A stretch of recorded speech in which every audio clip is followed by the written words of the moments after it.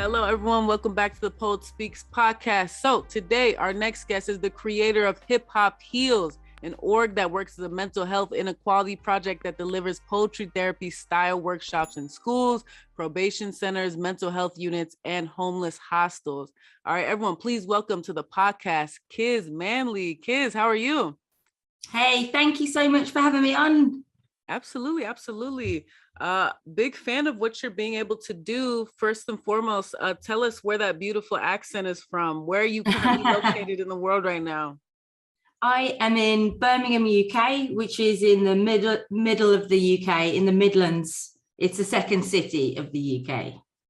Word, absolutely. So tell us a little bit about what is the spoken word scene out there? We've had people from London on the podcast and on the show. Tell us, we've never had someone from Birmingham. I think when people think UK, they just think London, the stereotype. Tell us, what is Birmingham like? What is that, specifically, what's the poetry scene out there like in Birmingham? Yeah, it's a good question. We've got lots of pockets of scenes, and there are different entry points. If you are a poet and you are practicing spoken word, there are places for you to get out and have a jam and connect with other people. There are organizations that promote it. There's big theaters that have space for it, and there are like opportunities throughout the calendar month. But if you're a novice, or if you're maybe from a group who's marginalized, or maybe somebody who doesn't think of yourself as a poet, because it takes a while for an artist to consider themselves as a professional or as an artist. We're constantly self-doubting. We don't release all our stuff straight away. And when we start, we're hesitant to call ourselves by the name of the craft that we promote or produce. So the people who dabble, I think there's a little bit of a drop in poetry opportunities at the moment in the areas that I live. And that is from my personal perspective. So forgive me if I've missed any sort of opportunities out there that people want to share or are offering. It just feels like if you're a university educated person and you have a certain level of access to privilege, that you've got the confidence to go out there and call yourself a poet and put yourself on stage, and B, there are places where people look like you and talk like you and act like you and do the same things as you. Absolutely. Tell us a little bit about, so how did you come into, were you born and raised in Birmingham, or were you raised outside in a different suburb of UK? Yeah, this is a point of contention between me and my fella. He always takes a mickey out of me for being an outsider to Birmingham, because I was actually born, for the first year and a half, I was born in a satellite town called Wolverhampton. And that's known as in being in the Black Country, and they have an accent. When I say Black Country, it means they were in intense industrial sort of factory mode during the Industrial Revolution. So there's loads of smoke, loads of steel mills, steel works, all this kind of stuff, and lots of coal and smog. So it was known as the Black Country. They've got a distinct accent. So for people who are in different parts of the world, there's this divide between town and country, city folk and country folk. So they talk a bit like this, and it makes them sound like they might not be as intelligent, and people take the mickey. But actually, that's where a lot of my family live. It's a thriving area. But I was actually a baby when we moved to Birmingham, and I stayed here for quite a while. Then we moved into a different sort of white area in a satellite town in a different area.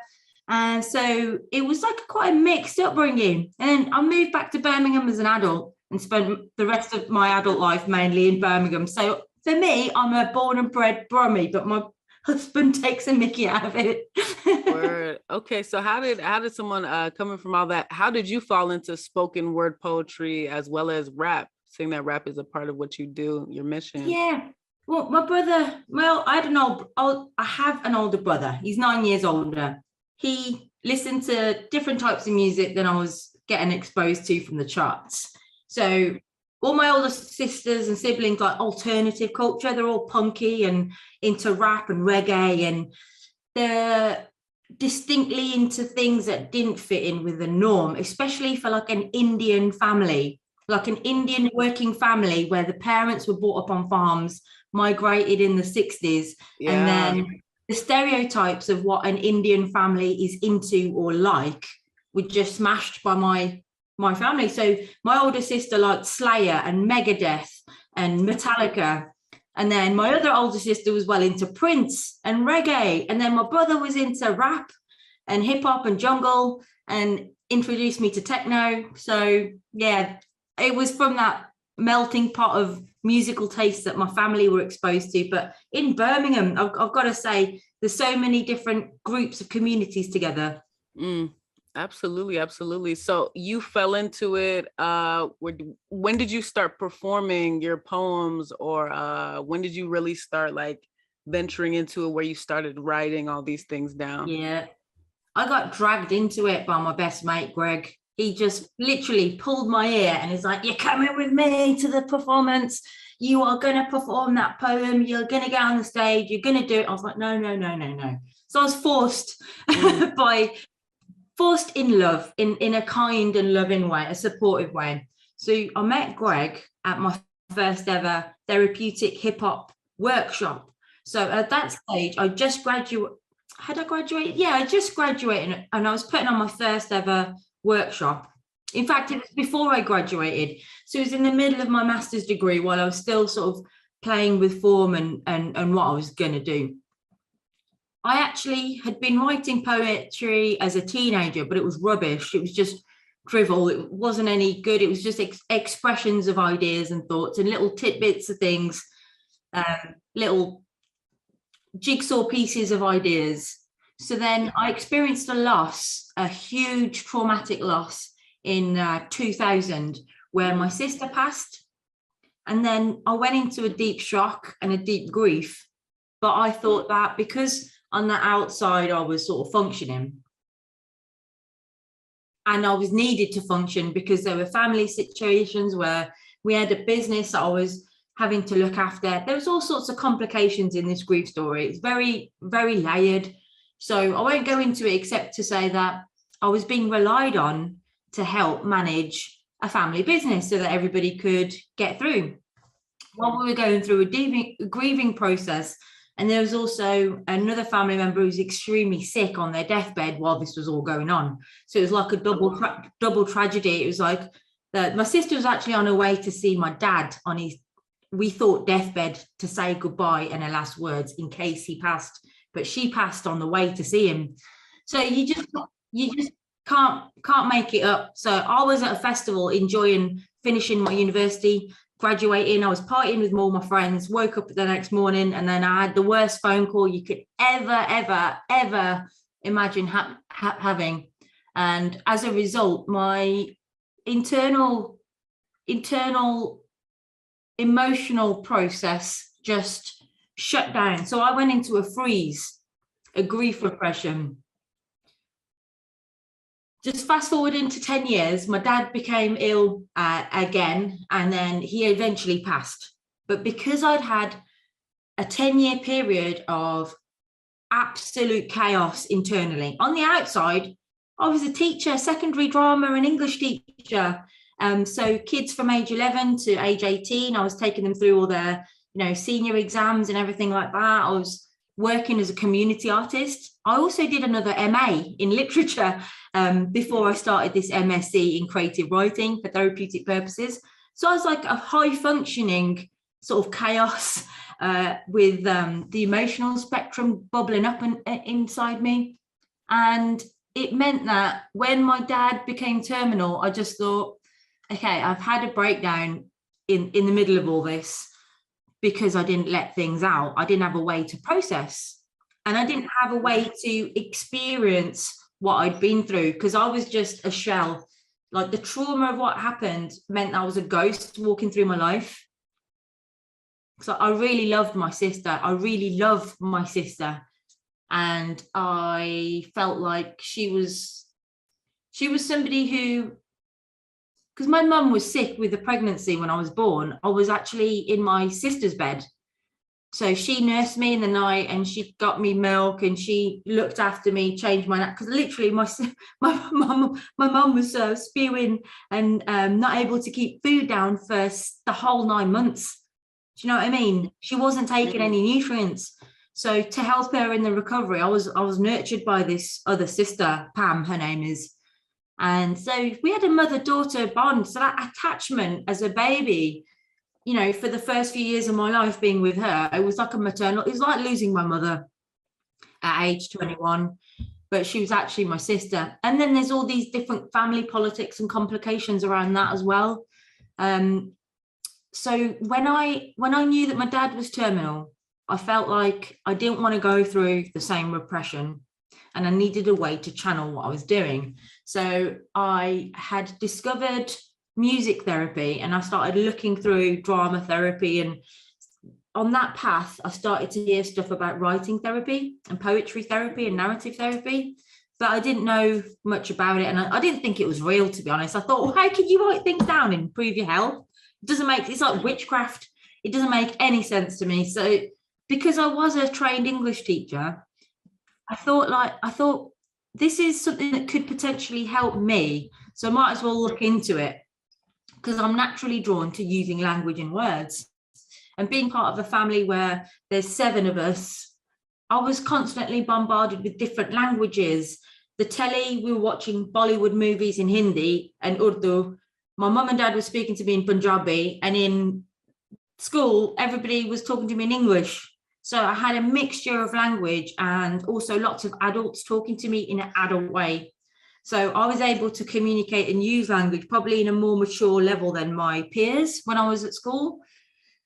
So when I started to explore these repression and expression routes of why they happen and the importance of words through James Pennebaker's work, who discovered writing and its therapeutic potential, I started to use some of his exercises. And then sort of 6 weeks sort of before my dad died, I was keeping one of these therapeutic journals, and then I decided to enroll on this MSc, because I was getting more and more interested in the arts and health and creativity in health, because all the way through my career as a community artist and a teacher, I could see the power of the arts and music, and how play and curiosity in workshops was the main bringer of joy and connectedness. And I just thought, this teaching stuff, like, I love teaching, but I can't be dealing with the British education system. My culture's ignored. I'm promoting a colonial story of empire that to me is complete BS. And I don't want to, it jars with all my moral viewpoints and standpoints. So I didn't like the way kids were being treated, because there's science around how we connect and how we learn and how we grow and how we benefit from the arts. And it's all just repressed because it's not relevant. In the world where you're trying to bring up civil servants and get factory workers and obedient sort of slaves to the system through the, divide and rule kind of mentality.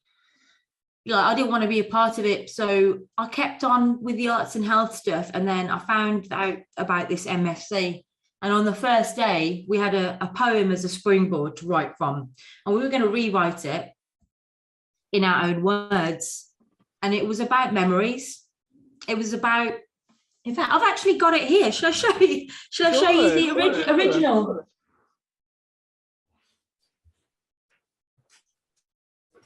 Oh, is it actually? It's on the computer. I'll find it now. So basically, this poem was all about memories and things from the past that people could, use as springboards to sort of share on our first day. So it's called Leaf Fall. And in the first line, they mention a program called Coronation Street, which is a sitcom. I'm from Corrie, sweet tea and a long staircase to the stars. Rice pudding, the milk burnt to the enamel. Home cooking, divorce. The sound a typewriter makes, eager to get words onto a page, yelling itself into life. I'm from the flourish of roses in a front garden. orange space hoppers, magpie, children's TV and early to bed, smoking on the top deck, bubblegum, curfews and lip gloss, French skipping and bunking PE. I'm from first kisses and don't be shy, and keep the noise down. From leaf fall and hope, the breaking and making of things, jigsaw pieces that don't quite fit, Lego snapped into place, slow dances and feet that don't know the words, from beginnings and endings, and how the first note of spring rides the sky like a wave. Wow, wow, wow, wow. Wow, Kiz, that's a very, very powerful story that you've shared thus far. Thank you so much for sharing such a harrowing story of how you began, you know, your father, your sister. It's very, very powerful. Thank you. I just want to shout out that poem is by a lady called Naomi Waddis, and it just led me to write my own version, but it was it came out as negative, really negative, and it was shards of memories that I hadn't realized had been sort of stored, but in a disparate way across my mind. And my own poem was able to take these sense perceptions of vicarious trauma and the things that I'd been through and put them into a piece. So I ended up in a fit of tears, and it was really it was like I had a revelation on the first day of this course. So I was like, oh my God, what's happening to me? Everybody's going to think I'm crazy. Like I've written this poem and I'm unable to cope, unable to control myself. But the poetry created a narrative thread for me to process what I was going through. Absolutely, absolutely. So you know what? Let's actually move on. You know what? Thank you so much for sharing that. Let's move on. So you know, you were described as the UK's first hip hop therapist. So you had mentioned a little bit, you trained in 2011 to 2018 through Metanoia Institute's MSc in creative writing for therapeutic purposes, like you had mentioned. Tell us, what does that title mean to you? The UK's first hip hop therapist, and you know, what does that title truly mean to you? It's a bit of a weird one. There's people who occupy the spaces of therapy aren't really representative of the people of the UK. So there's lots of white middle class ladies, females, women in that space. And it's Black men who are highly represented in the UK's mental health system, especially at the severe level, at the secure units where people aren't allowed out and they're not going to be let out and they might not be better ever. And that makes me feel really uncomfortable. So having the privilege to be able to go and study for a degree and become a therapist is out of bounds for people like me. You know, unless the government set up a grant where my university was paid for when I was a young person, my parents didn't have the money to send me to university. You know what I mean? They grew up on farms and emigrated, and lots of immigrants from India, the Caribbean, China. The money that we made was going back home to buy land. So I've been fortunate to have been born at a time where education for me was free at university level, but I didn't go through any therapy and counselling route. I went through the English and literature and writing route. So now, seeing after 20 years how somebody with severe trauma and PTSD and complex grief is treated from the inside, from my own lived experience, makes me feel like there is no answer from the structures of the system. And so if I want to do stuff for my own mental health, I have to do it myself, because other people are pushing drugs down my throat that I don't want. They're offering me medication that does the same as illegal drugs, but because they're coming from Big Pharma, sorry, let me just go back. Some SSRIs and other drugs that are illegal have similar effects on the brain. And so there's lots of self-medication that happens in the community where people have a mistrust of the medical system, and where people have been treated unfairly and unequally and marginalized and patronized and talked down to and questioned.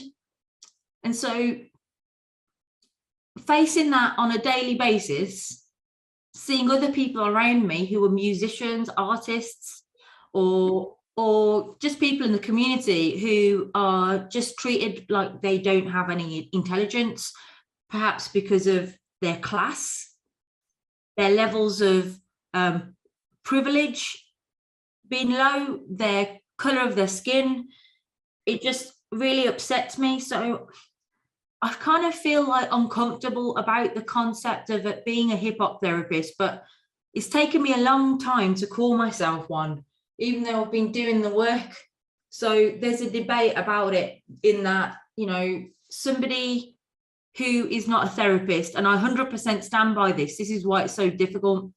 Somebody who's not a therapist shouldn't be calling themselves a therapist, right? Because if you're saying that you're going to do work with somebody, for example, with me through the loss, you can do intense damage to that person if you're not trained and you don't know how to spot certain signs. And you also need to know when to refer people on. So I did this MSc and I was trained to being 60 credits off a therapist, and they wanted creativity to be the main healing power, not for us to go into medicalized work where health outcomes were the primary goal. And that can be a route, you know, and NHS has art therapists, dance therapists, music therapists, and is it art, music, dance, and play and drama, sorry. They're all on the books, but they're working through the health Western medical model. And I don't want to do that. So I'm actually doing like a counselling qualification now. So since I've started doing that, I felt more comfortable calling myself a therapist. But I've always said I do therapeutic work around hip hop. It's important to note that this work isn't a replacement for therapy. It does some things that therapy can do in a creative way, but not all of the things. Got you. Okay. So tell us a little bit about Hip Hop Heals. What has the reaction been in terms of your full blown, in terms of your presence in the community? What have the reactions from people been? What has that been looking like for you? Mixed. People who love hip hop are like, oh my God, it's amazing. Oh, cool. Well, how can I get involved? How can I do stuff like this? And people who get sort of hip hop culture, MC culture are like that. People who are not interested in hip hop are like, how are you going to be beneficial to our young people who are throwing chairs around, or to offenders in gangs? Like, we don't want to bring drill in this place in probation. We don't want them listening to stuff about using knives and guns. Like, they've just been in jail, so we don't want you here, kind of thing. And there's also the thing about schools. They're scared about me bringing in stuff with loads of swearing and misogyny. So there's a complete misunderstanding around what hip hop culture is in the mainstream, like, society. Absolutely. I'm curious then for you, what does a typical workshop, like I said in your intro, you bring Hip Hop Heals to workshop schools, probation centers, mental health units, homeless hostels. What does a typical workshop from start to finish look like for Hip Hop Heals? We do two types of workshops. We do one-offs where we might be at an event like a festival or a school for the day. And then we do long-term programs where we might be working at a hostel and stay there for 10 weeks and take people through a process of personal development. The main goal is for people to enjoy themselves and to connect with each other. So the entire second year of my MSc was about group dynamics and group therapy and group processes and power. So holding a space for people's lived experience to create a supportive environment. You know, if you've been through something and you talk to somebody who's also had that experience, it's a little bit easier. And it feels like less of a burden. You're creating less of a burden because they've also had that experience. So I work on a person-centered model. And we will start with games that are self-regulatory. So there's a term in mental health around window of tolerance. And it's about when somebody is unable to manage processes or become frustrated because their cup is overflowing, right? Their experiences have filled their cup to a point where they can't take any more, and that creates like a boiling point. So the inability to cope with what's going on, events or people or processes or emotions, spills out in behavior or reactions and frustrations and stress. So the opposite, if you flip that around to the opposite, you can talk about circle of capacity. And you think about not what a person cannot do, but what a person is able to do where they're flourishing. So we start off on things like games or creative activities where it's like a leveler. And because I've been a teacher for 20 years, I've worked with people who maybe don't see or hear or speak clearly or as effectively as other people. I've worked with people with intense shyness, people who've been bullied, people who are at different academic levels. And so helping people feel confident to cope with literacy and language and words and sharing is a real skill. And I think being a teacher really helped with that. So now, after we do the games and things, we do stuff like paired work where people can join together and then they share creative activities. So it's not like the load is on them. And then we go out into sort of helping them to sort of blossom and getting them to do stuff more independently on their own. But we start very small with sharing a word or a single line or writing privately and not sharing with anyone but your partner. And then as the process continues, it turns to people having a full-on celebration day where the probation officers or the social workers and the homeless hostel staff are there and everybody's watching, and people come out of their shells and start performing where, you know, sometimes people aren't speaking English as their first language. So the aim is transformation through like a joyous connection to creativity. Nice. Fantastic. Have you only done these workshops in UK, or have you been able to travel around Europe as well as other places with the workshop? Yeah, I actually partnered up with Dr. Raphael Travis, who is a researcher at Texas State University. He's assistant professor. He does a program in the summer for young people in marginalized communities who come from lower social economic backgrounds, and they might have aspirations to go to university, but they might have been brought up in an impoverished community. So they actually have global hip hop heads come on Zoom and share how hip hop culture has or landed in their countries and give examples. And then we do creative activities with the young people to help them aspire to higher education. Nice. So that was fun. Yeah. Nice. Are there plans to have hip hop heals, let's say, in even more places? Yeah, I hope so.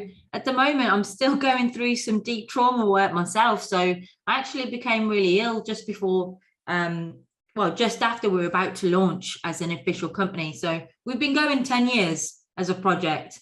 In 2019, I went on a big social enterprise, a big bank social enterprise course, and was funded to sort of get started up. I learned different business skills, and then I was going to sort of lift off and completely leave teaching as a substitute teacher in between community work. But what actually happened was in April 2020, when all our programs were due to start, that our youth panel had curated, I became re-traumatized and just completely 100% in a trauma world, which I'd never been in before because the stuff happened 20 years ago. Do you know what I mean? So it was like a new person in existence, and I had to start trying to work out how to deal with that. So I've been on and off with work, which means the type of work I do at the moment with Hip Hop Heals is not directly therapeutic when I'm delivering. I'm having to do stuff more on the creative fun side, lighter touch stuff. And I've been doing loads of public speaking and touring around universities and conferences. So while I'm waiting for the long-term therapy, because I've had so much, but it wasn't trauma therapy. And so the hip hop therapy techniques and tools I've learned, I've been using to survive myself. And that's the whole reason I've set this project up, because I'm like, why don't you learn about this in school? Why don't your doctors tell you about this stuff that you can use music, art and drama and dance? Do you know what I mean? Why isn't hip hop therapy available to everybody? Because I've spent 20 years going through some real crazy stuff. And if I'd have just known what was available, I might, or how my brain was working, how my body was working, I might have had a different life. But I've actually come to the right life for me by going through that process. So I don't want to waste that 20 years. Do you know what I mean? Because I've been through the crap, basically, and I don't want anyone else to have to do that to get to the learning. So I want people to fast forward to the juicy bits without the endurance trials.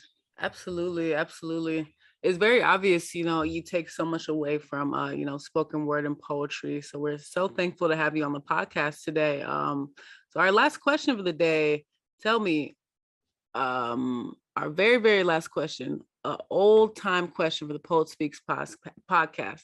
Kiz, why do you need to get your words out? Because it helps keep my mind together and stops thoughts going round and round in my head. All right. That's why it's simple as that. Literally, those shards of those memories that came together on the first day of my MSc. When I looked back and I saw what I was doing and how I was doing it, and then over the 20-year period, learned about the brain processes and the neuroscience behind what was happening through the poems, I was in a secondary shock, because I was like, wow, that's so cool. Why can't other people do that? Why isn't this promoted anywhere? Why aren't people telling traumatized communities about this? And that goes for the police officers and the accident and emergency staff who helped us through COVID, the RAF and the Royal Navy, and the armies around the world have officers who are suffering from trauma. So why do they not have training around how words can help? Absolutely, absolutely. It makes sense. It's free and you can do it by yourself. Absolutely, absolutely. Lovely, beautiful answer. It's been such a beautiful interview, getting to know you a lot better, getting to know your work with Hip Hop Heals, what you all are doing out there in Birmingham, UK. All right. So as we finally wrap up, tell us, what's 2022 looking like for your writing, poetry, Hip Hop Heals and beyond, and give us the links. Where can we find Hip Hop Heals and find all the amazing work you all are doing? Thank you so much for asking. We're actually delivering free research seminars on hip hop therapy every month in partnership with Birmingham Centre for Arts Therapies. So every month we've got an expert from around the globe, Australia, America, the UK. Some of them are actually calling themselves hip hop therapists. Some of them are people who have come to the work recently, or just doing the work without calling themselves anything. They are operating in schools as hip hop social workers, in mental health units as hip hop therapists. They're doing family work. They're doing work with people from all over the world, and they are sharing case studies, stories of practice, theory, methods you can use, and ideas for you to go and take away in your own work with your communities. So you can find trauma-informed hip-hop research seminars on Eventbrite. If you look it up with Hip Hop Heals UK. We're also delivering some workshops with the festival Pollinations in September, and they are looking at how universally seeds and pollen pollinate, and biodiversity, and how nature reflects human beings. When ideas and humans connect, we create a diverse sort of biosphere of humanity, and it matches what happens in nature. So I'm running the schools programs there. We're going to be making seed bombs, and they've got giant installations of like 4-meter golden poppies and giant trees actually landed in the city centre. So that's pretty cool. Been doing some work with the Commonwealth Games. So in August, we've got Birmingham as the host to the International Commonwealth Games. And I've done some reminiscence and community work and produced a song about Birmingham for that. And with my own writing and work, I've got to be honest, it's kind of taken a little bit of a back burner with my own personal writing, but I need Greg. So me and Greg usually meet up and have a coffee, and then we start writing a few bars. We write on our phones, on WhatsApp, and he's like my sort of base. So when I notice that I'm drifting away from the shoreline of my own creativity and I'm doing too many emails or making too many meetings happen, me and Greg hook up, go to the park, or we have a coffee or a beer and we start writing together. So I've literally contacted him yesterday and said, it's time for us to meet up. All right, awesome. So could you give us some links? What is the website for Hip Hop Heals? Yeah, it's www.hiphopheals.uk.org. And then the podcast is on the website. You can also find the podcast. It's called Glow with the Flow, and that's spelt funny. So it's GLOWITHEFLO. So the words are all merged. And the podcast's available on Spotify, Apple, and so on. We've got our Twitter and social media handles as Hip Hop Heals UK. So you'll be able to find everything there. Perfect. All right. Well, everyone, you will be able to see Kiz and all of Hip Hop Heals, all the links and information in the YouTube description box, the YouTube page of the Poet Speaks podcast. Go to the description box of this episode. Check out all of the amazing work she's doing. All right, Kiz, thank you so much for being a guest on the show today. Thank you so much. Absolutely. All right, everyone, this is Kiz. Please go check out all of her amazing work with Hip Hop Heals. All right, and this is the Poet Speaks podcast. We will talk to you soon. Bye-bye, everyone.